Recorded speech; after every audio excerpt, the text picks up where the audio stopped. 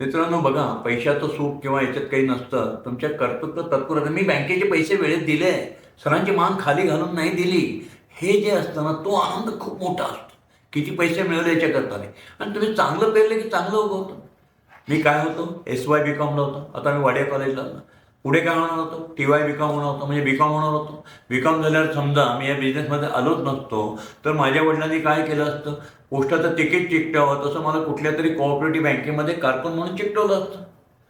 त्यावेळेला 1900 म्हणजे मी किती साली झालो असतो, 1968, 69, 71 साली मी एखाद्या बँकेत 71-72 साली क्लार्क म्हणून झालो असतो. आत्ता कोणी हे जे रील बघत असते त्या जुन्या पिढीतल्या बँकेच्या लोकांना विचारा की त्यावेळेला BCom झाल्यानंतर मला बँकेत जेव्हा पहिली क्लार्कची नोकरी मिळाली असती, मॅनेजरची नसती मिळाली, क्लार्कची मिळाली असती, तर पगार किती होता.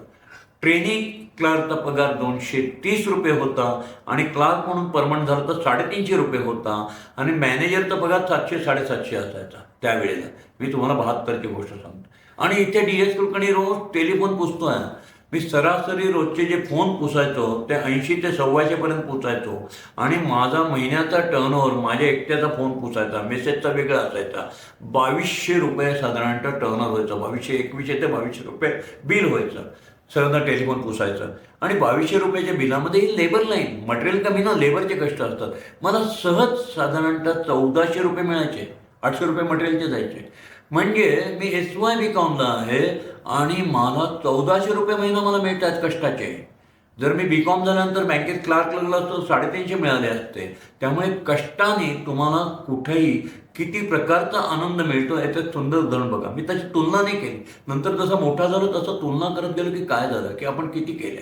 आणि अशा प्रकारे घरोघरी जाऊन मला जे कष्ट करून जे पैसेही मिळत होते, ते बिझनेसचं सुख देत होते, ते वेगळं होतं. तो आनंदच वेगळा असतो की जो सुख पैशात मोजता येत नाही पण क्वांटिटीत मोजता येत होतं. तसे वर्तमानपत्राच्या लाईनमध्ये आलेला SSC रिझल्ट नंतर 75 रुपयाची चिल्लर मला समाधान देऊन गेली.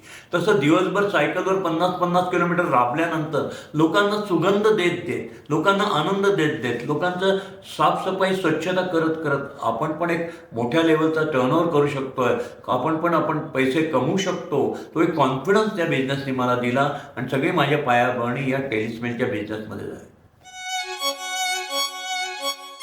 घरासाठी काडी काडी जमवतात माणसं, टुमदार स्वप्नात रंगतात माणसं, छान छान घरात राहतात माणसं.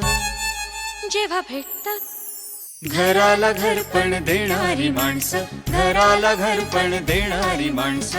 DSK, घराला घरपण देणारी माणसं.